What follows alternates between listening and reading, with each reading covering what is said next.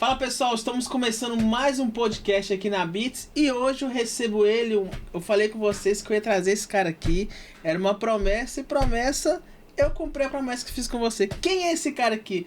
José Soares. Gente, olha só o currículo desse homem: psicólogo clínico, especialista em gestão de pessoas, professor, palestrante. É isso tudo? Rapaz, deixa eu até molhar a palavra aqui. Molhar a palavra para corresponder, né? Isso tudo. Então, assim, a gente já tem uma caminhada na psicologia e em várias outras áreas também, que faz, eu chamo isso de mini currículo, né? Então, tem várias outras coisas. Eu tenho formação dentro e fora do país também. Estudei um tempo em Portugal. Então, a gente conta o que é necessário no contexto necessário, mas tem muita coisa por trás também. Gente, eu tô muito feliz de receber você aqui, sabe do carinho que eu tenho por você. É um cara assim que serve de inspiração pra muita gente, pra mim também. É um cara sensacional e eu tô muito feliz. Você lembra onde você me conheceu? Na igreja. Na igreja. Você sabe como é que eu tava vestido? De jiu-jitsu. De kimono. De kimono, Eu lembro. Você vai contar um pouquinho dessa história também. Pois é, essas loucuras aí nas palestras não é de agora não. Então, assim, eu gosto de... eu até postei essa semana nas minhas redes sociais uma crítica, na verdade não uma crítica, talvez uma ponderação às pessoas que infantilizam os adultos em apresentações. Mas eu gosto de usar da criatividade para poder chamar atenção para temas que são recorrentes, científicos, às vezes até técnicos, para poder falar de uma linguagem mais leve. A gente tem até o projeto da Palestra Show hoje também, que tem música, tem palhaço, e o feedback que a gente tem dessas apresentações cara, como é que vocês conseguem falar de um negócio que é tão sério quando a gente vai falar de liderança, inteligência emocional, trabalho em equipe, um negócio que é tão sério, tão técnico, às vezes tão metodológico, mas de uma maneira muito leve. E aí é porque eu, como ouvinte, eu também gosto de ouvir coisas leves, isso em um tempo agradável e com alguém com uma boa condução. Então, essa crítica que eu faço, eu tento implementar nos trabalhos que a gente está realizando. Isso é bacana. A gente vai começar então a falar sobre isso, sobre essa questão da palestra. Eu estava pesquisando ali no YouTube, no Instagram, em 2018, tem fotos quando você começou a dar essas palestras, que você postou, na verdade, né? Uhum. E de lá pra cá mudou muita coisa. Tanto que agora você tá com a palestra, chama Palestra Show? Palestra Show. Palestra Show. Como é que você fez pra colocar um palhaço na palestra de coisa tão séria? Quando foi essa ideia? Falar, não, eu preciso fazer isso, que acender uma luz pra isso vai ser bacana. Você falou aí de 2018, você deve ter feito lá uma varredura no meu Instagram, mas eu sou do tempo do Orkut também. Então, se o Orkut tivesse ainda disponível para as visualizações, você veria posts ali de palestra também no Orkut. Então, o que acontece? Na verdade, desde a faculdade, desde a minha graduação em psicologia, eu já adotei esse comportamento, essa postura. Eu sempre pensei o seguinte: na graduação eu já tenho que me posicionar como profissional. Então, já na graduação eu promovia seminários, palestras, fóruns, que eu pudesse já ministrar palestras, para quando eu me formasse, você já teria a visão do José Soares como um profissional. Sim. Porque você já me viu falando em vários lugares, aí agora o José Soares, de fato, é um profissional da área da psicologia. Então, antes de 2011, eu já ministrava palestras. Na faculdade eu aproveitei bem esse espaço para poder errar, treinar, ser corrigido, receber críticas. Então eu falei, aqui na faculdade é que eu vou aproveitar isso. E de fato, né, foi um lugar que eu fui lapidado. Eu fui bolsista de iniciação científica também, com a doutora PhD em Sociologia e Imigração, a Sueli Siqueira. Então eu sou cria ali do NED ali, que é o núcleo de pesquisa da Univale. Eu gosto de falar isso porque é o seguinte: hoje na internet a gente tem muito especialista de reels do Instagram. O cara vê lá fragmentos de vídeos de alguém que tem uma fala inteligente e aí o cara monta palestra até em cima disso. Mas aí, assim, não se sustenta. O que sustenta realmente é o cara investir na formação dele, entendeu? Então eu venho de uma base acadêmica, que vem da pesquisa, vem da iniciação científica, e aí as palestras, elas bebem nessa fonte. Então eu não vou lá falar de liderança com base na minha cachuleta. Entendeu? Sim. Não vou lá falar de trabalho em equipe. Eu não vou falar de habilidades comportamentais, habilidades técnicas, ou falar de algum outro tema que envolve a psicologia, sem embasamento científico. Então, no período que a gente está vivendo, em que as pessoas, às vezes, elas têm muitos argumentos, mas poucos argumentos que vêm fundamentados em pesquisa, é importante dizer isso aqui, né, no seu prestigiado podcast. Com certeza eu estou lisonjeado de estar aqui com você. Eu agradeço, e aí as palestras, elas vêm desse período aí, desde a faculdade. E aí eu vi um mercado em que havia necessidade de levar um formato de palestra com mais criatividade, onde o resultado fosse as pessoas dissessem o seguinte, no final, o tempo passou e eu nem percebi. Então era isso que eu queria e é isso que a Palestra Show promove. Então você tá ali 1h30, 2 horas, 50 minutos e a sensação é que assim, nossa, o tempo passou, cara, já acabou, eu nem vi. E a gente sempre deixa um gosto de quero mais. Sim. Então eu convido você a assistir a Palestra Show e a galera que tá assistindo aqui com a gente. É assim, é surpreendente. Eu posso dizer que não tem ninguém na região fazendo o que a gente tá fazendo. Não, eu comecei a ver algumas coisas lá no seu Instagram. Na verdade, eu te acompanho e hoje eu fiquei vendo tudo, pesquisando. Eu achei muito legal, achei muito diferente. Nós vamos falar agora sobre algo que você é a pessoa ideal pra gente conversar sobre isso. Ainda mais que você fala isso muito na sua palestra. Sobre a saúde mental, principalmente nas redes sociais. Hoje a gente fala que a rede social é algo que a pessoa fala o que quer, não tá nem aí e tal. Mas tem que ter argumento que tá se falando. Então hoje as pessoas falam, hoje eu sou o Ben-Hu, hoje eu sou o coach. Hoje eu vou falar. O que você pensa sobre isso nas redes sociais? Sobre essa saúde mental que as pessoas hoje falam muitas coisas sem pensar. E isso tem trazido muita coisa ruim para a sociedade. Como é que você vê isso? É interessante a gente pensar que a rede social não é só o Instagram, o Facebook, o X. O WhatsApp também é uma rede social, né, que conecta outras pessoas de maneira virtual. E aí eu quero ampliar esse debate para além dessas plataformas, né, que a gente está citando aqui, como Instagram, Facebook e tal, para o WhatsApp. Em alguns momentos eu até costumo dizer que eu penso que não é uma evolução, é uma involução. Porque quando a gente pensa, por exemplo, de um grupo de família no WhatsApp vira uma confusão, será que nós estamos evoluindo mesmo? Quando a gente pensa que um grupo de condomínio no WhatsApp vira um fogo no parquinho, entendeu? É um lugar onde as pessoas elas se comportam de uma forma e presencialmente de outra forma. Sim. E aí eu às vezes até vejo que as pessoas são melhores presencialmente do que elas se apresentam nas redes sociais. E esse comportamento, vamos colocar assim, raso, pueril, é muito efeito disso, de que eu não tenho compromisso com o que eu estou dizendo ou com a ideia que eu estou lançando ali naquele espaço, entendeu?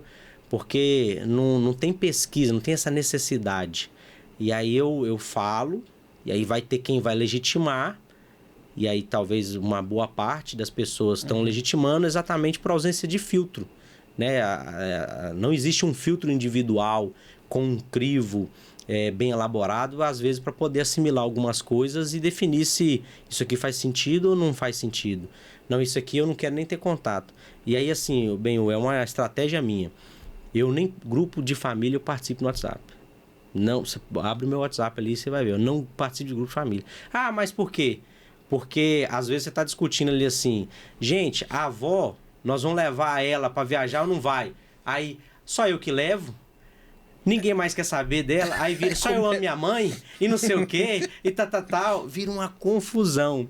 E aí no Instagram também, e aí eu falo isso assim, porque eu pratico a psicologia clínica desde que eu me formei, desde 2011.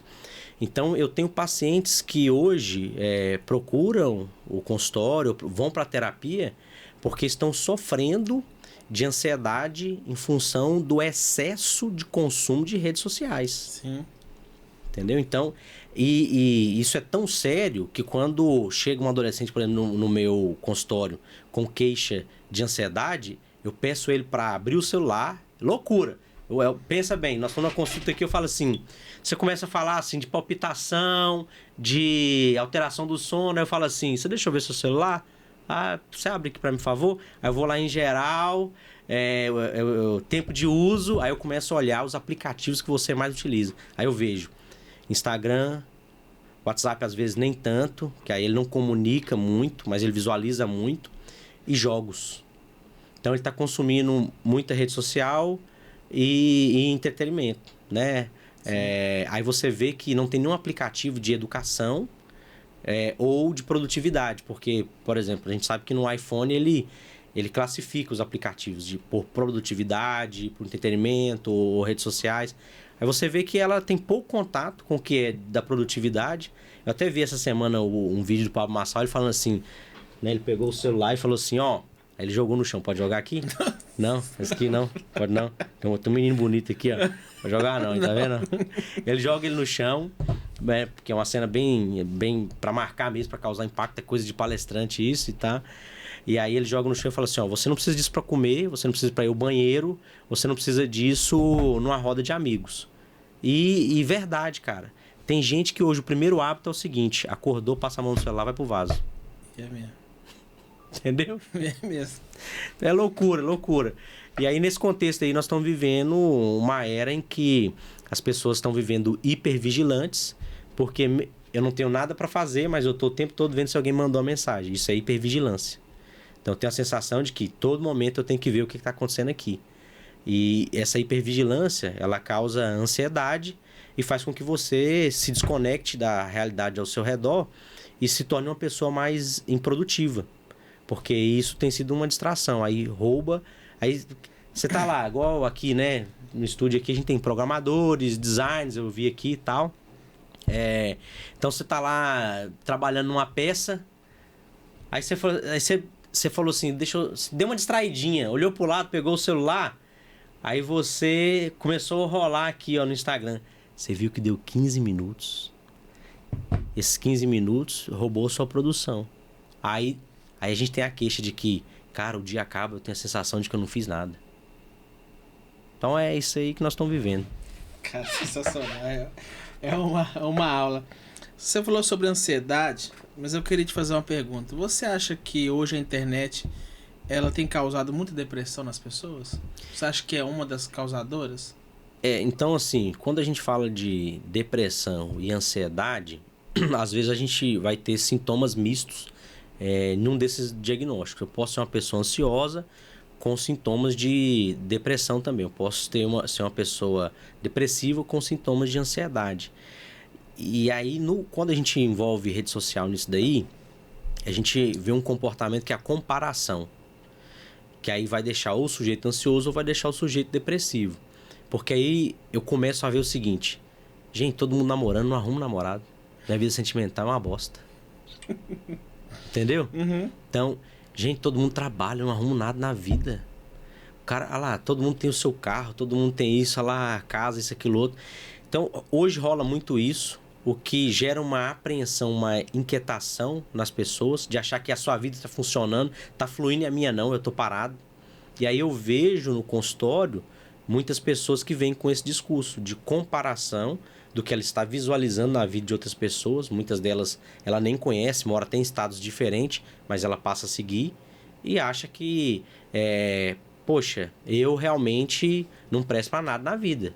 Eu não vou conseguir ter sucesso. Porque ela estabelece um parâmetro com base no que ela está visualizando na vida das pessoas. Mas você não sabe o que está por trás e qual que é o objetivo de montar aquele contexto, aquela cena, para vender alguma coisa. Porque eu penso, né, que a forma mais produtiva de usar redes sociais é você estar ali para vender alguma coisa. Sim. Mesmo que seja sua mão de obra, sua imagem. Entendeu?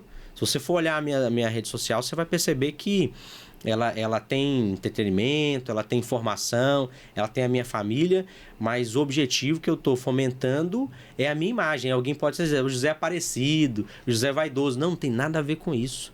Eu utilizo isso como uma vitrine para mostrar o que eu tenho aqui dentro. Porque hoje é um espaço, se você não... E aí quem é profissional liberal está assistindo a gente aqui, o cara não entender que é o seguinte: eu preciso ocupar esse espaço como uma vitrine para mostrar o que eu tenho aqui dentro, para eu poder prospectar clientes, serviços, fazer isso de maneira organizada e bem feita, conectado com, vamos colocar assim, com as regras do jogo, porque se você não sabe jogar na internet, sai fora. Você vai ficar pagando mico lá, entendeu? Então, assim, se eu faço o uso correto, com expectativa calibrada e dentro desse contexto que a gente falou do Pablo Marçal, de que assim, você não precisa disso para comer, você não precisa disso para ir ao banheiro, você não precisa disso numa roda de amigos. Então, quando eu estou produzindo, eu estou com ele na mão. Quando não é para produzir, ele está longe de mim. Então, nesse aspecto, seria uma relação saudável dessa ferramenta que hoje eu vou te falar, poxa, não dá para ficar sem. Mas a gente tem que aprender a estabelecer um equilíbrio. E você falou sobre estabelecer equilíbrio. Você acha que hoje as crianças hoje estão ficando... Tem muita gente que deixa as crianças... tá chorando, tá no celular, vai assistir o celular. E aí eu tenho visto tem alguns amigos que falam assim, eu prefiro que ele fique com minha criança, meu menino de 3, 4 anos, fique com o celular e fique quietinho do que ele ficar o tempo todo, não sei o quê. Você acha que isso tem atrapalhado as famílias hoje? Eu estava conversando com um pediatra esses dias e ele falando que tem chegado no consultório dele muitas queixas de espectro autista. Sim. E aí uma das coisas que a gente sabe do espectro autista é a questão da interação, né, da socialização e tal. E aí ele foi observando, fazendo avaliações de que na verdade não são crianças com diagnóstico autista, mas são crianças que, por estarem imersas no celular, muito no digital e no excesso de tela, não estão aprendendo a conviver. Porque assim, o espectro autista, o diagnóstico é muito mais amplo do que as pessoas imaginam, né? Mas no primeiro momento, quando você pensa em... Eu até vejo na pelada as pessoas sendo pejorativas, o fulano é autista. Por quê? Porque ele não quer... Sim. Ele não quer o quê? Quer ficar na dele? Quer ficar na dele, assim. Ué. Mas não tem só a ver com essa coisa da interação. Mas, por isso que nesse ponto, né, na avaliação do pediatra, é que a gente está rotulando pessoas e crianças com espectro autista, mas que, na verdade, a falta de habilidade social dela, ela está sendo prejudicada pelo excesso de tela. Porque, igual nós estamos numa conversa aqui, olho no olho, tem gente que é incapaz de fitar o olho no outro. Fica olhando pro chão. Ué. Entendeu? Então, mas não é... E aí na psicologia a gente tem um treino que chama de habilidades sociais, né? Que aí a gente treina as pessoas para desenvolver essa habilidade. Porque a gente aprende isso, não é uma coisa que a gente nasce. Sim. Ninguém nasce tímido. Isso aí já é um tabu pra gente quebrar aqui de cara, entendeu? Eu sou muito tímido, não é bobo, puxa o pai. Não, mentira. Ninguém nasce tímido. Ou a gente não é treinado para ser mais expressivo, ou a gente é treinado para ser mais expressivo. É basicamente isso. Bacana demais. Hoje, a faixa etária de pessoas que têm ansiedade, sabe mais ou menos dizer qual a faixa etária hoje, maior ou não? O que eu posso te dizer assim é que o Brasil é o país mais ansioso do mundo. Só isso. Entendeu? Então, isso aí são dados recentes aí da Organização Mundial da Saúde. Nós somos o país mais ansioso do mundo, a gente é o país que mais consome, mais do que os Estados Unidos, pra você ter uma ideia. A gente consome mais ansiolíticos do que qualquer outro país. Entendeu? Bacana, daqui a pouco nós vamos falar mais sobre isso. Eu quero falar agora sobre a questão do seu treinamento. Tem muitos gestores no seu treinamento. Quando você termina o seu treinamento em algumas empresas, eu acho muito bacana que o cara deve terminar e falar assim, caramba, a minha gestão estava totalmente errada. Hoje eu tenho uma visão totalmente diferente. E esse feedback para você é muito bacana, quando você vai dar esse treinamento das empresas. Então hoje a gestão ela é mais do que você tem que fazer isso, não sei o que. Você tem ensinado as pessoas através do seu treinamento, tanto também como falar na frente das câmeras, tanto também como falar com a pessoa. Porque existem vários tipos de gestores. Aquele gestor mais calado, aquele que conversa mais. Quando você termina o seu treinamento, que você vê que você fez a diferença nas pessoas, como é que é pra você? Então, assim, eu tenho produtos diferentes, vamos colocar assim. Às vezes a pessoa me chama para dar uma palestra na empresa sobre trabalho em equipe, ou então colaboração, ou até mesmo liderança. E aí ela acredita que com aquele trabalho pontual a gente vai resolver uma demanda que é da cultura da empresa. E não funciona. Quando eu tenho oportunidade de executar um trabalho sistemático, aí eu tenho esse efeito que você está falando. A pessoa fala assim, cara, nossa, minha visão de gestão aqui, eu vi que eu estava completamente errado. Aí eu tenho esse efeito. Mas quando você quer uma dose pontual, você tá ali me pagando, eu vou entregar o conteúdo ali, mas sempre vou deixar essa perspectiva. Você precisa desenvolver um cronograma de desenvolvimento de habilidades com o seu time. E aí você tem ferramentas de gestão, primeiro, para diagnosticar suas demandas, né, fazer, aí a gente chama de FOFO, ou de matriz SWOT, que é uma ferramenta de gestão em que você analisa forças, fraquezas, ameaças e oportunidade. Então, você avalia isso na empresa, já é uma ferramenta, você tem avaliação 360, você tem avaliação de desempenho, você tem várias ferramentas de gestão que você pode diagnosticar a situação que você está vivendo ali. Aí, quando eu tenho oportunidade de levar essa solução de maneira sistemática, aí eu vejo esse efeito mesmo. A gente entregou um produto, um resultado. Mas a maioria dos empresários, eles acreditam que uma palestra vai salvar ou mudar um contexto. E não vai. Entendeu? Porque se resolvesse a missa que ele reza todo dia lá para os funcionários para melhorar o comportamento ou para ter mais engajamento para prospectar clientes, resolveria. No entanto, não é aí. Hoje eu trabalho para empresas dentro e fora do Brasil, orientando empresários, e aí tem uma modalidade aqui bem legal, que agora eu estou atendendo, que são terapia para sócios. Isso daí vale a pena deixar isso registrado aí. Por quê? Pensa bem. A sociedade é um casamento, velho. Sim. Entendeu? Então, se você tem um sócio, 2 sócios, uma sociedade que compõe 3 pessoas com ideias diferentes, comportamentos diferentes e visão do negócio diferente. Então, muitas empresas, elas estão em conflito hoje porque os sócios não se entendem. Aí, lá em casa, com a minha mulher, eu tenho uma relação que eu não sei muito bem explicar, e a minha mulher, ela intervém muito na empresa, mas ela não faz parte do negócio. Mas a opinião dela tá ali dentro. Legal. E aí, eu tô levando isso. Porque eu chego em casa, converso lá, e ela fala, mas você é um bobo. Você deixou falar isso? Você vai deixar isso acontecer? Aí ele quer levar a bandeira de dentro de casa lá para a empresa, sem a menor coordenação, avaliação ou ponderação do ponto de vista técnico, gerencial e de gestão. Então, a terapia para sócios é uma forma também de você equalizar pontos de vistas e essa relação entre sócios para que ela não atrapalhe os negócios. Porque tem muita relação entre sócios que está atrapalhando o negócio. Sim. E aí, como é que eu faço isso? Eu utilizo ferramentas da psicologia, validadas pelo Conselho Federal de Psicologia, como teste psicológico, por exemplo. Um deles é o IFP, Inventário Fatorial de Personalidade, que aí eu faço um levantamento de características de personalidade dos sócios e depois eu faço a devolutiva e a gente começa a trabalhar o seguinte: essas características, elas são suas. Essas são boas, essas aqui não tão boas. E você está levando alguma delas para o negócio. Isso aqui não tem nada a ver com o negócio, isso aqui é seu. Então, só cuidado para você não misturar o que é seu com o que é do negócio. Que legal. E aí, a gente começa a desenvolver um trabalho mais eficiente para entregar um resultado, porque é aquela máxima, que a empresa, ela é o espelho do dono ou de quem está gerindo. Entendeu? E aí, uma das coisas que eu costumo dizer, que a gente mais tem que dominar, é a arte de gerir pessoas, de conviver. Então, você pode ter um baita de um currículo de gestão, com a formação em Harvard, Cambridge, Oxford, e aí por aí vai. Mas, cara, se você não aprendeu a conviver com as pessoas, bota seu currículo na testa e ninguém tá dando a mínima.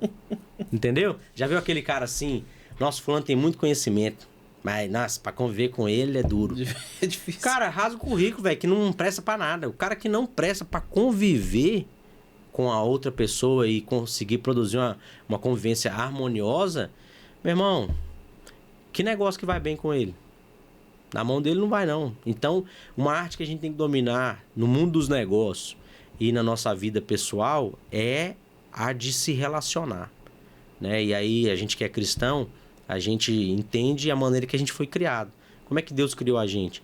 Com sentidos limitados. Eu não consigo ouvir o Ben-Hu lá da esquina a 100 metros de distância. Eu não consigo enxergar o Ben-Hu a 200, 500 metros de distância. Eu não consigo sentir o cheiro das coisas de longe. Então você pensa nesses sentidos que Deus colocou na gente, é pra gente estar perto. Eu só consigo tocar de perto, só consigo sentir de perto. Então tem que relar.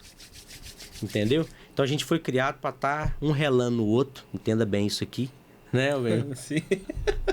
Um próximo do outro, mas de maneira onde a gente consiga administrar bem os nossos pontos de vista, os nossos ideais. E eu vou te falar a verdade, hoje em dia quando eu vejo um cara caloroso e apaixonado, por exemplo, o Atlético é o melhor time. E aí eu vejo assim que o cara, ele tá cauterizado a mente, tipo assim, não tem espaço para um debate, eu abandono. Eu abandono porque você vai ficar insistindo. Tem perguntas que as pessoas fazem que elas não querem a resposta. Na verdade, eu nem sei o que elas querem às vezes. Né? Então faz qualquer pergunta aí e aí assim, você fala e você vê que tipo assim, ele não acolheu nada do que você falou. Então, o que você perguntou? Entendi. Então, e aí, esse universo, né? A gente foi por esse caminho aqui, mas é porque empresas têm pessoas. Sim. E as pessoas, elas representam o capital intelectual de qualquer lugar e são elas que têm que ser bem conduzidas e geridas. Quando você está na sua palestra, existem vários tipos de pessoas que pensam diferente uma da outra. Uhum. E já aconteceu na sua palestra da pessoa falar assim, olha, eu não concordo com o que você falou. Já aconteceu com você? Já aconteceu. E foi interessante você falar isso daí, porque eu amadureci muito, entendeu? Antes, de repente, eu rebatia, ou então como eu estava ali como único exclusivo falante, eu tinha um microfone, então eu tinha um poder. Sim. Então talvez eu inferiorizava aquela pessoa. Ou então eu construía um discurso de forma a me favorecer. E aí isso é uma grande besteira. Entendeu? Então assim, hoje quando eu vou para uma palestra, um treinamento, eu vou focado no público que vai me ouvir. Então eu não vou falar para mim, não é palestra para mim e tal, não é o meu ponto de vista. Eu costumo falar que em uma palestra, 99% das vezes a vida do palestrante não importa. O que ele pensa, o que ele acha, que as pessoas querem o conteúdo, que é como. É o conteúdo, tá todo mundo cansado. Igual esses dias eu vi uma pessoa falando assim, José, eu fui na imersão do fulano de tal, paguei caro. Cara, um monte de historinha. Todo mundo contando como ele enriqueceu a vida toda, a viagem, isso, aquilo, outro. Mas e aí, como que eu vou gerir? Quais são as ferramentas? A gente falou aqui de matriz SWOT, a gente falou de FOFA aqui, a gente falou de testes aqui, dando nome, entendeu? Então as pessoas, elas estão cansadas de historinha e elas querem saber do método mesmo, né? Como que faz as coisas. E aí hoje quando eu vou dar uma palestra, eu respeito muito o público que está lá. E quando há um posicionamento como esse de discordância, eu acolho e tento construir. Porque, na verdade, eu estou ali em função deles. Se não tem plateia, não tem palestrante. Então, eu preciso aprender a respeitar o público, né? Assim, eu amadureci muito nesse sentido, porque, principalmente adolescente. Sim. Uma vez eu dei um ciclo de palestras para o Poupança Jovem, no Teatro Atiaia. Foram quase umas 7 mil pessoas. Foi um ensino médio de toda Valadares. Entendeu? Eu fiquei 40 dias fazendo sessões de manhã e à tarde. Eram acho que 3 de manhã, 3 à tarde ou 4, entendeu? Então, tanto que hoje tem um monte de cara aí já mais velho aí, tal, com filho, me vê assim, você lembra de mim do Poupança Jovem? E aí eu lembro uma palestra que aconteceu exatamente isso. Um adolescente discordou de um posicionamento e aí eu fui, macetei o argumento dele. E aí eu falo, cara, que bobeira, hoje em dia não é por aí. Como a gente descobrir que hoje a rede social tem muito coach? Muita gente que fala, faça assim, faça assim. Como descobrir você falar assim, cara, eu não devo fazer o que esse cara tá falando, porque senão desculpa a palavra, vou me fuder se eu fizer isso. Como é que você, como psicólogo, dá pra pessoa falar assim, olha, cuidado por esse caminho, não vai por esse caminho que você vai se ferrar. O filtro talvez é assim, faz sentido? O que ele tá falando faz sentido? Faz sentido com base em quê? Né? Então, existe um método da psicologia que a gente chama de método socrático, que é filosofia. Eu já dei aula de filosofia. Eu sou teólogo também, né? Você não colocou aí? Desculpa. Desculpa. Eu fiz teologia. E na teologia, tanto na teologia quanto na psicologia, a gente tem disciplina de filosofia. Eu já dei aula de filosofia no ensino médio, de sociologia. E aí, assim, na filosofia, a filosofia nunca está respondendo nada. Você nunca vai ver uma resposta de um filósofo. Ele está sempre perguntando, está sempre provocando. Aí você vai lá para a Bíblia. Há quem diga até que se Jesus tivesse ido na Grécia, no seu ministério terreno, os gregos não teriam deixado ele ser crucificado. Porque o que ele falava era, assim, de uma sabedoria, o diálogo e as conversas dele, que aí você vê, né, a coisa de jogar pérolas aos porcos. Né? Vou ficar perdendo tempo aqui. Então, com gente que... Rivalon, que é um teórico da pedagogia, ele falava o seguinte, que não se ensina quem não quer aprender. Então, eu vejo muito nesse contexto de que tem muita gente que não quer aprender. Porque aprender dói, exige. Sim. Então, por isso que esse universo, não tem nada contra o coach, não rotulo o coach, não tem nada disso. Até em um momento da minha profissão, eu até coloquei no meu cartão de visita, psicólogo e coach, já coloquei. Hoje eu não coloco porque é o seguinte, cara, eu tenho uma graduação, 2 pós-graduação, aí eu vou parar e vou falar que eu sou coach, ao mesmo tempo tem um monte de gente com formação nenhuma falando que aí meio que eu com formação me igualo com quem não tem formação nenhuma. Verdade. Então eu tenho que valorizar a minha formação. Então, assim, o que o José é? O José Soares é psicólogo, pós-graduado em gestão de pessoas e especialista em dependência química, entendeu? Então, eu tenho que valorizar isso. E aí, nesse universo, né, do coach, né, que a gente está falando aqui, então, tem muitas pessoas que elas não querem ter o trabalho da pesquisa, do aprender, sair da zona de conforto, que a zona de conforto é esse lugar onde eu não preciso me esforçar. E aí eu prefiro o que estão dizendo, porque isso parece que é fácil, que é a promessa de alguma coisa mais fácil, né? Então, agora, aí eu viro e falo assim, cara, eu vou recomendar um livro pra você. Nossa, eu odeio ler. Ah, cara, então podcast pode ser. O cara não quer fazer nada pra aprender, velho. Então como é que eu vou fazer? Eu tenho uma máxima que de onde não entra, não sai. Igual hoje aqui, nós temos roteiro aqui hoje. Algumas coisinhas mais... Você anotou. Eu, assim, eu tô aqui a queima-roupa. Olha, eu tô aqui a queima-roupa. É verdade. Você não me falou qual... Assim. Sinceramente, aí até esse negócio assim, meio que hora nós estamos falando da psicologia, hora da palestra, hora da empresa e tal. Então, se eu tô aqui é uma roupa, você tá, eu tô aqui, ó, o que dá, velho? Mas o homem é bom, o homem responde tudo, o legal é isso. Tem uma frase sua que você virou e falou assim, nas suas palestras, direção é mais importante do que a motivação. Porque, pensa bem, o que é melhor, um burro motivado ou um burro desmotivado? Motivado. Um burro motivado? Não? Vocês concordam, gente? Não, perdão. Refaz aí, como é que é? Perdão. Mas tá vendo agora que me queimou. Tá. O que é melhor, um burro motivado ou um burro desmotivado? Desmotivado? Um burro desmotivado? Não, é motivado. Decide, motivado, por quê? Glavei, gente, agora eu vou tomar uma, vai. Motivado. Motivado ou desmotivado? Motivado. Essa pergunta eu faço às vezes quando eu tô refletindo sobre a questão da motivação. O motivado pode ser alguém que às vezes ele não detém conhecimento, mas ele está motivado a fazer alguma coisa. Sem saber, eu posso fazer mal cagada. Você está motivado a pilotar um avião, mas você sabe? Não. Falei que você queria me regaçar. Mas dá na minha mão aqui o avião. Não. Eu vou, bobo. Nossa, eu faço Flight Simulation lá em casa lá e tal. Vai dar certo. Vai dar certo. Chegou na mão de Deus e vai. É igualzinho no jogo lá e tal. Tô super motivado a ajudar. Eu posso até ter alguém motivado a ajudar, mas ele não sabe como ajudar. Então o conhecimento, a direção, ela sempre vai ser mais importante do que a motivação. Entendeu? Sim. Acabou comigo. Mas eu fico... Mas Eu queria te fazer uma outra pergunta que eu acho muito legal. Você tem um conhecimento muito grande, né? Em várias palestras, a gente vê o seu jeito de falar. Quando foi que você parou e falou assim, cara, é isso que eu quero pra minha vida? Claro que você, na escola, você falou assim, eu aprendi muito e tal, mas quando foi você falou assim, é isso que eu quero ser pra mim, é isso que eu quero ser palestrante, eu quero ajudar pessoas. Quando foi que acendeu essa luz pra você falar assim, é isso que eu quero fazer? Na verdade, eu nunca quis ser palestrante. Eu queria ser pastor.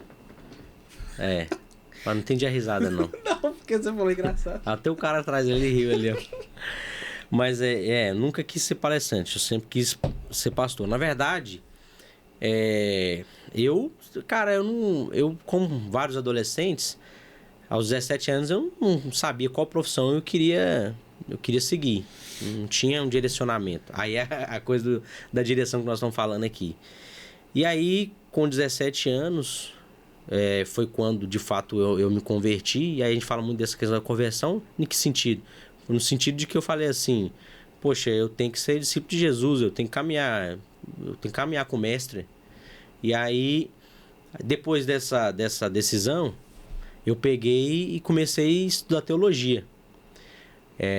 Eu falei, poxa, então eu vou estudar, eu quero ser um pastor. E aí, como eu sou presbiteriano, a igreja presbiteriana, ela tem todo um escopo, né? Vamos colocar assim. O cara fala, eu quero ser pastor e você pastor. Não, você vai pro seminário, meu irmão, vai estudar, entendeu? E aí eu fiquei num dilema, porque o seminário na igreja presbiteriana é por internato, você tem que ficar lá. E eu tava fazendo psicologia também, porque eu queria ser pastor. Eu falei assim, então eu vou fazer psicologia também, para eu ser um cara preparado. Entendeu? Aí, na minha igreja, o meu cunhado queria ser pastor, uns 3 amigos lá a mais queriam ser pastor. Aí o meu pastor um dia chegou e falou assim, eu vou embora daqui. Eu falei, por quê? Não, porque aqui não tem ovelha não, só tem pastor. E o pastor pastoreia ovelha. Todo mundo aqui quer ser pastor. Até você quer ser pastor? Aí eu já tomei conta de ponto de pregação, fui diácono durante muitos anos e tal. Aí ele pegou e falou comigo assim, José, pensa bem, todo mundo aqui quer ser pastor. Por que você não fica na psicologia mesmo? Porque você vai falar para pessoas que não vão me procurar. Você vai ser ouvido para pessoas que não vão me dar ouvido. E aí, cara, aquilo ali, ó, deu um flash.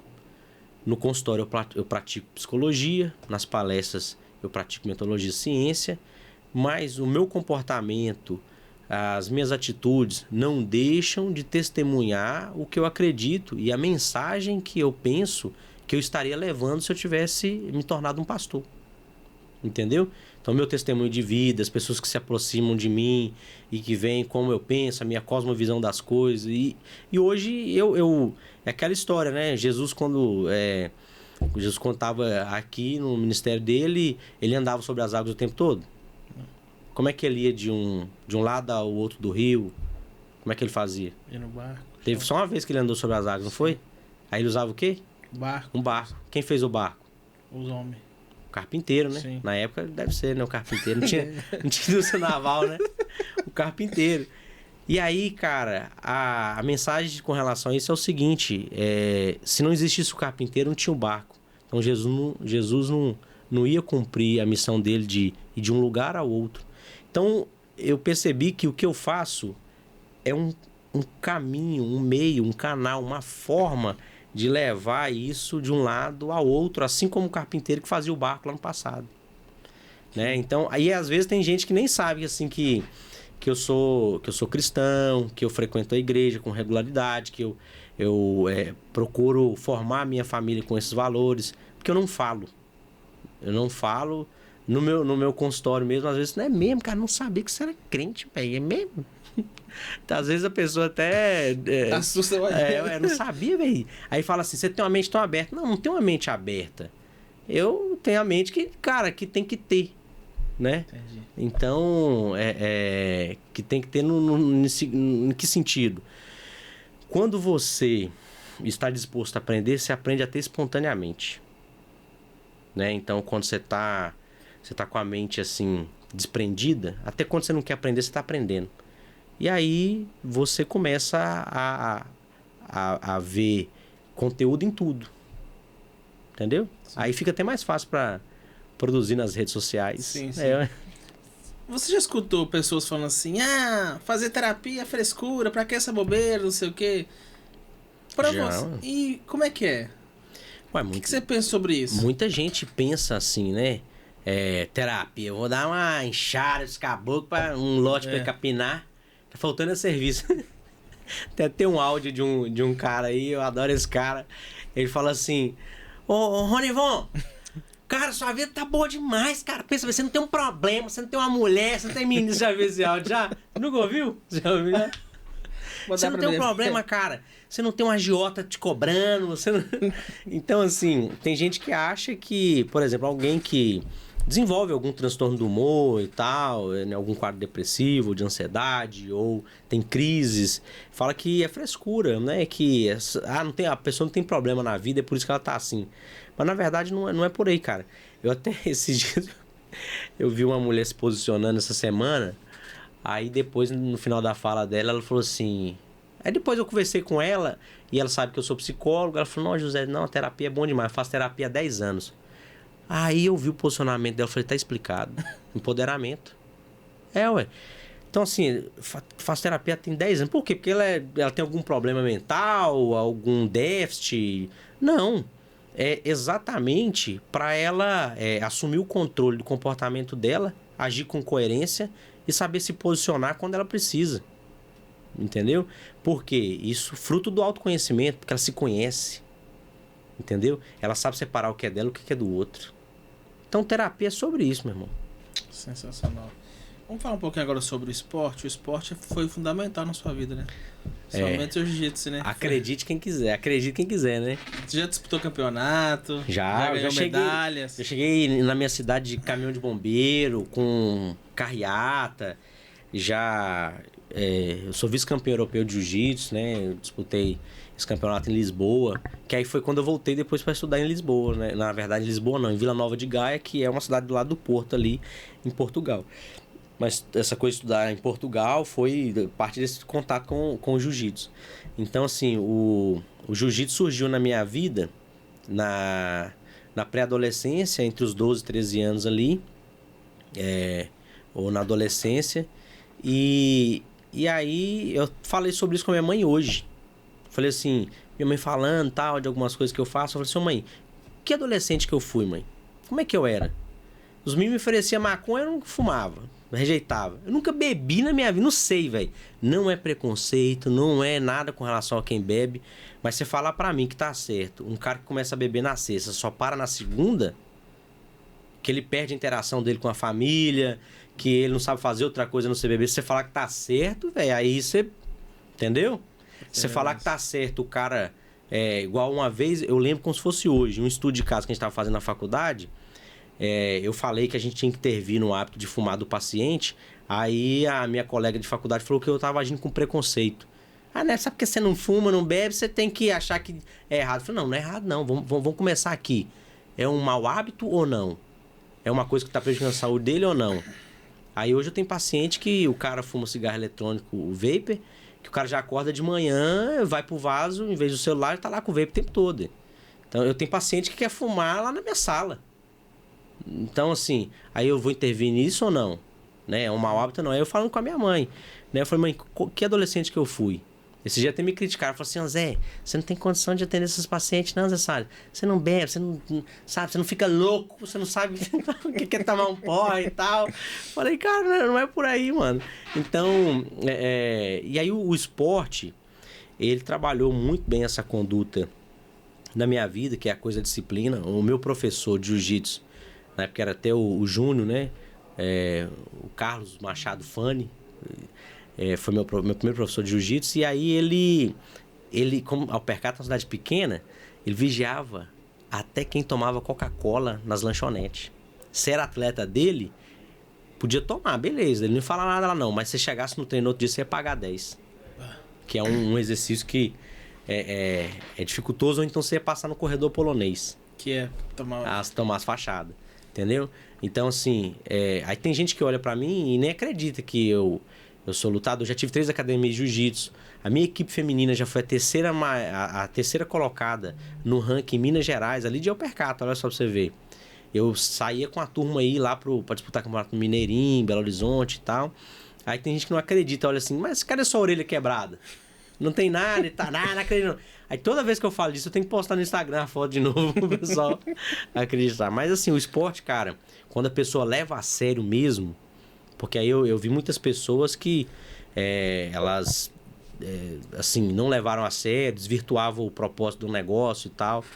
Então, quando leva a sério mesmo, nossa, isso aí tem um valor pra vida da gente, fora o sério. Foi essencial pra você, né? Principalmente sua carreira também. Pra mim foi, porque, ó, deixa eu te falar, ó, meu pai, ele morreu quando eu tinha 12 anos.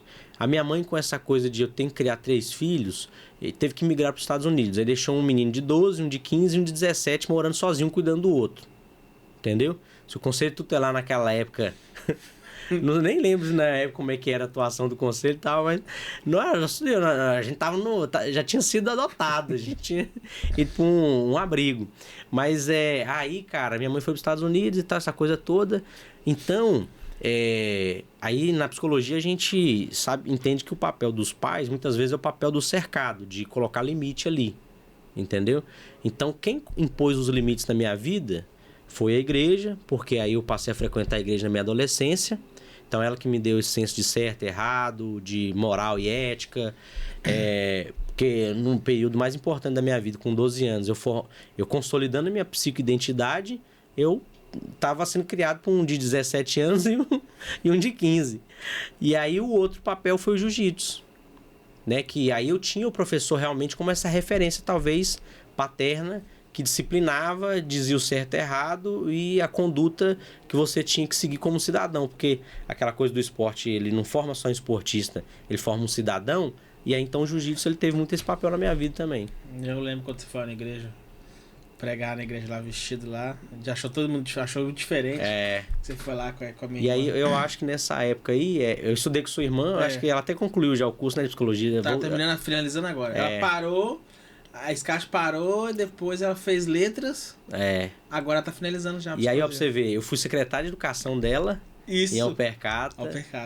Assim, como que a vida, ela vai nos posicionando e fazendo a gente reencontrar em cenários diferentes, né?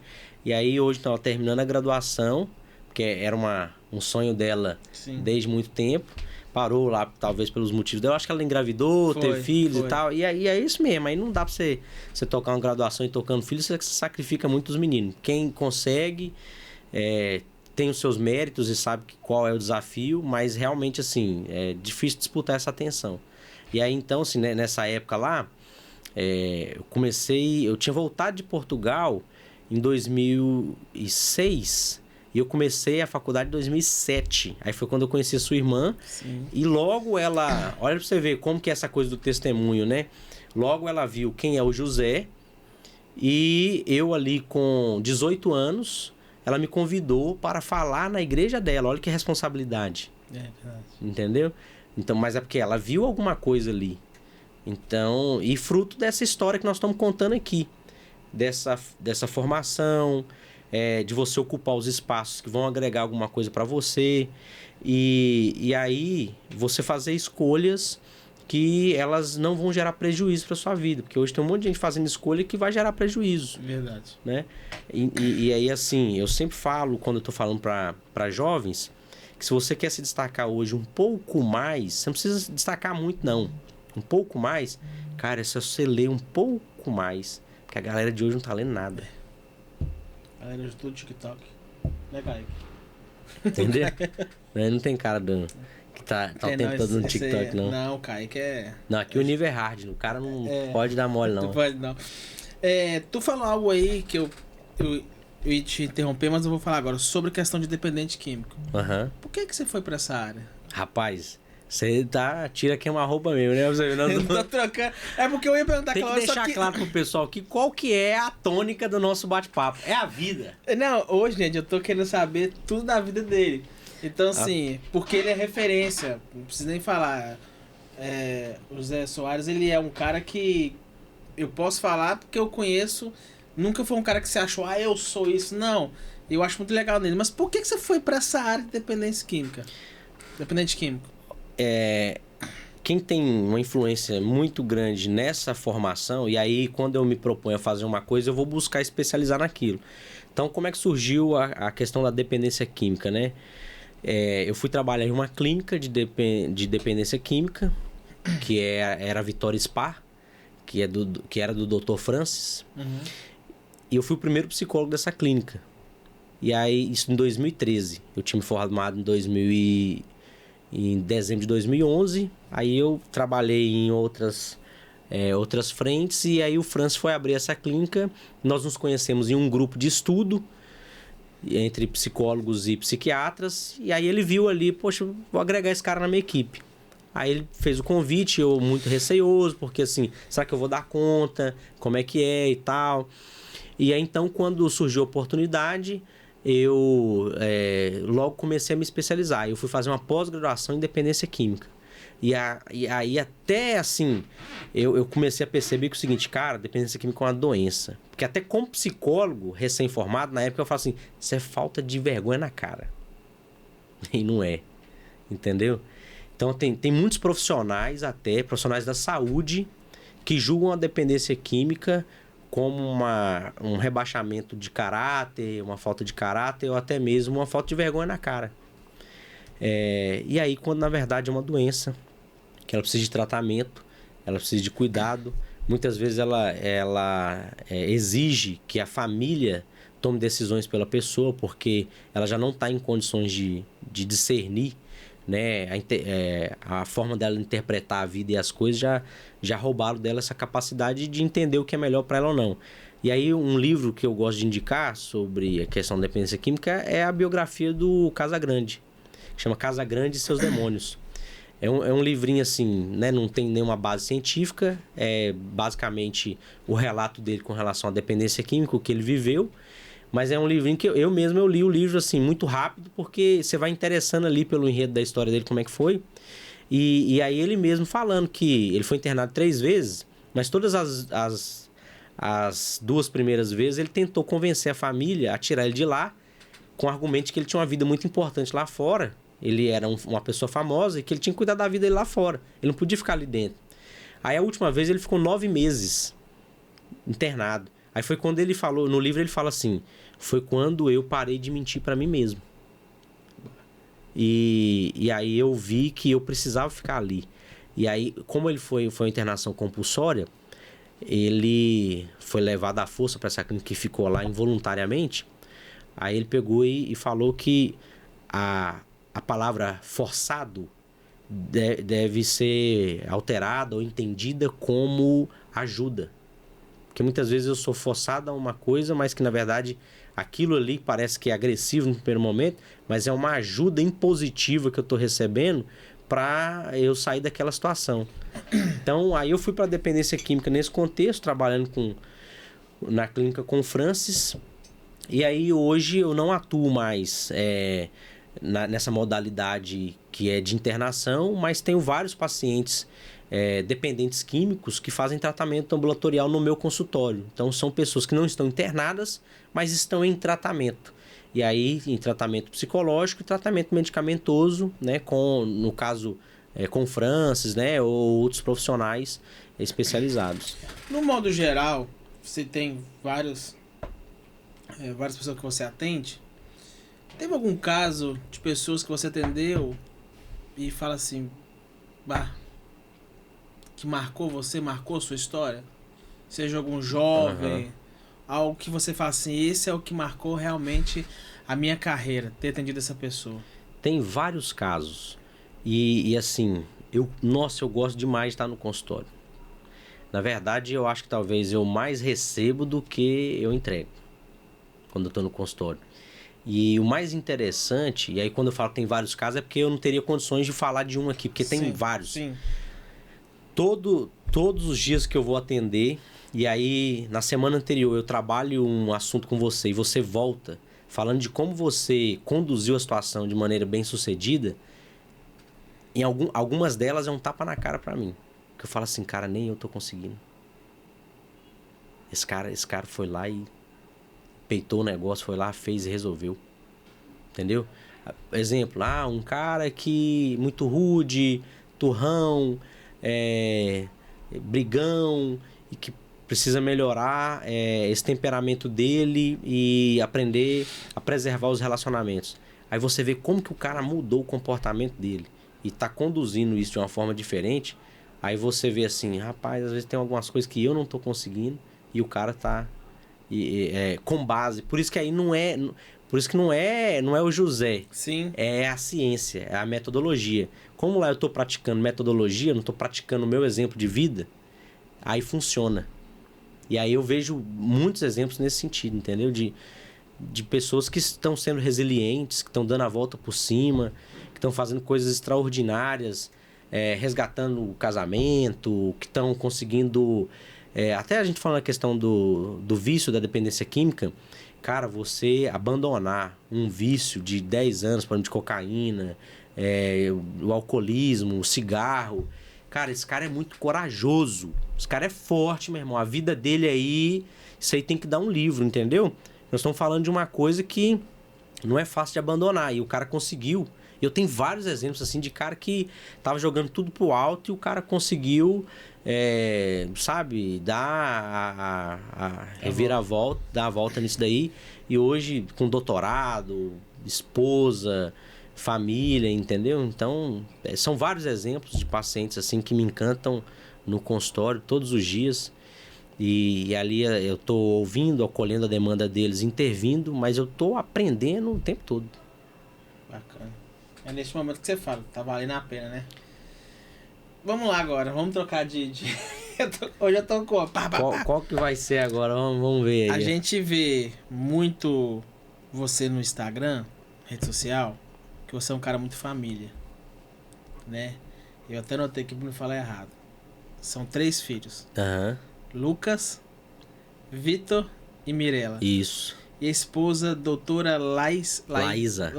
É. Uma família que você construiu muito bonita, né? E quando você para olhar os seus filhos e fala assim, cara, que legal ter uma família. Porque, como você falou, seu pai morreu, você tinha 12 anos, então você não teve aquele convívio de um pai, né? E muito você, pouco, né? Muito pouco. E você é um cara muito presente com seus filhos, que eu vejo você, de vez em quando, posta umas fotos brincando e tal. Quando você para e você olha sua família e fala assim, cara, meu patrimônio maior é a minha família. É isso aí. Cara, quando eu olho isso, eu só penso o seguinte, foi Deus que me deu. Não tem essa... Pode falar que eu peguei algo, pode falar que eu vou... clichê, né? Foi Deus que me deu. E, rapaz, a minha família foi Deus que me deu, cara. Porque eu não seria capaz de construir uma família e de assim, atrair pessoas tão extraordinárias como eu atraí. Entendeu? Como eu tenho hoje na minha vida. Então, a minha esposa, que assim, é assim uma mulher fabulosa, de uma sensibilidade e sabedoria, entendeu? Para conduzir as coisas do lar, para conduzir a profissão dela, para conduzir a educação dos nossos filhos, conduzir o nosso relacionamento, entendeu? Então, assim, quando eu olho para minha família, é só isso que eu penso. Foi Deus que me deu. E uma coisa que eu tô me esforçando muito é para cada vez a gente se divertir mais juntos, com o que é simples. É porque hoje o mundo tá tão corrido. E eu conversei com uma pessoa que ela virou e falou assim, olha, o que eu faço é o quê? Toda vez que eu chego em casa eu tiro uns 10, 15, 20 minutinhos pra brincar com meu filho. Porque a gente chega hoje de serviço, eu tô cansado, não, eu vou descansar. Não, cara, para um pouquinho pra brincar com seu filho. E é o que eu vejo que você faz. E você escreveu algo aqui, bem legal, que eu tirei uma foto. Parece clichê. Quando todos os pais falam que seus filhos são os maiores presentes ou que não existe amor maior.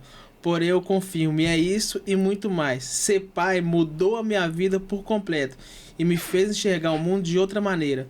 Hoje eu vivo pelos meus filhos e será assim por toda a minha vida. A família é o maior projeto de Deus. Como José e Maria foram um dia, eu e minha esposa, Laísa, cuidaremos e lutaremos com todas as nossas forças para a defesa deste nosso amor maior e bem. Filhos, nós te amamos. Cara, e assim, eu não penso em formar patrimônio para os meus filhos. Eu não tô preocupado com isso. Entendeu? Que não é errado. É. Porque algumas pessoas falam, então...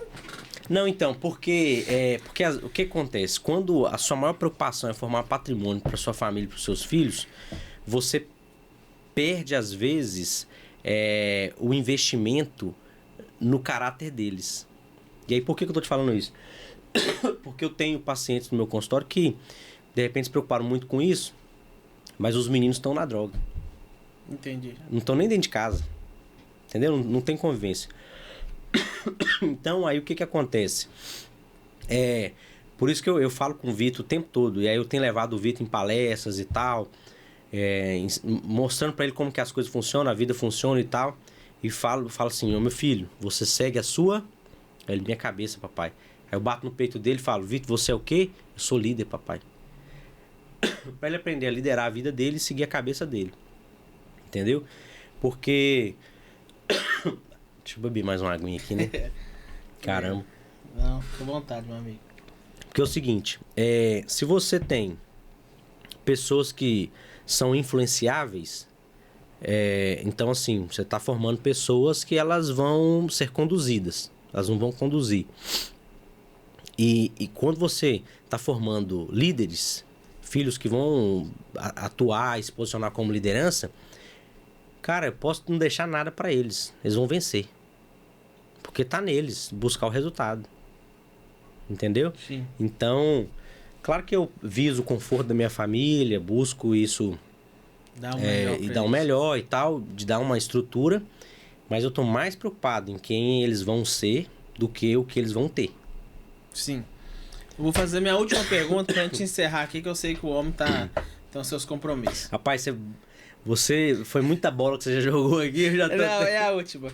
Eu quero que você fale quem que é o José Soares, pai, esposo, amigo, filho. Quem é esse José Soares?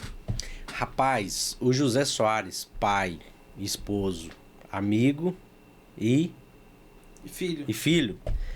É um cara que eu posso dizer assim, aparentemente pode ser que não, mas é um cara muito preocupado em fazer com que as coisas deem certo e fazer o certo. É um cara disciplinado, porque eu sei que tem coisas que a gente só pode errar uma vez na vida, e se você errou, ela vai estragar a sua vida toda. Sim. Então, nesse contexto aí, eu procuro estar focado e acertar o alvo, basicamente. Zé, a gente já vai encerrar por aqui. Primeiro eu quero agradecer, eu tô muito feliz Pra mim, é uma honra pra mim entrevistar você. É um cara que eu admiro bastante, sempre falei isso pra você. Até quando eu tava lá em Santa Catarina, eu te mandava mensagem. E pra mim, assim, hoje, pra mim, eu ganhei o dia. Tô muito feliz de ter entrevistado você, porque além da sua humildade, cara, eu falo que você é um cara muito inteligente, muito inteligente. E pelo que eu percebo, cada dia você vai melhorando mais, estudando mais, procurando mais. E eu quero desejar que Deus continue abençoando a tua vida, tua família. E aqui, a sua casa agora. Quando quiser vir. Show de bola. E assim, eu tô feliz de bater esse papo aqui. Não tem roteiro, né? Foi legal mesmo. Não teve roteiro. É um pouco do que o que eu ensino no meu treinamento em comunicação. Quando você tem controle das suas emoções, por exemplo, você já deve ter entrevistado pessoas aqui que, mesmo com o roteiro, você desenhou como que ia ser esse bate-bola com ela e não foi aí o telefone tocando aí, ó. Não foi assim, não foi aquilo que esperava, ou não teve o domínio total e ficou aquela sensação assim, poxa, eu não falei tudo que eu programei. Mas por quê? Porque a falta de controle emocional fez com que ela perdesse raciocínio. Então, aqui, como não tem frio na barriga e não tem taquicardia, foi um bate-papo assim mesmo, no controle das emoções, então gerou esse efeito, né? De algo que as perguntas que você me fez também reforçou várias coisas, vários conceitos e ideias, e eu saio daqui também levando muita coisa. Eu não fui só entrevistado, mas aquela coisa que a gente falou da filosofia, que as perguntas provocam reflexão, e eu saio daqui com essa reflexão aí que você provocou na minha vida. E assim, sempre que precisar pode contar comigo, mas agora estabelece um tema, entendeu? Mas assim, por que eu fiz assim? Porque você é um cara muito tranquilo a falar. Então E a oratória do José é muito boa, cara. Então ele manda muito bem. Mas eu tô muito feliz. Obrigado, meu amigo. Próximo você coloca Obrigado. um tema, vamos falar do Enem. O Enem, hoje vamos falar do Enem, Zé Soares. Pode deixar. Senão faltou ele soltar uma do Campeonato Brasileiro e tal. No começo eu falei com ele aqui, só faz perguntas simples, gente. Só pergunta de Jesus e tal, não fica perguntando de escatologia, tal, nada de apocalíptico e tal, nada disso não. Não, mas bacana, meu amigo. Obrigado. Beleza? Deus abençoe. Tamo junto. Valeu. Show de bola. Pessoal, tchau, tchau. Tamo ficando por aqui, viu? Um grande abraço.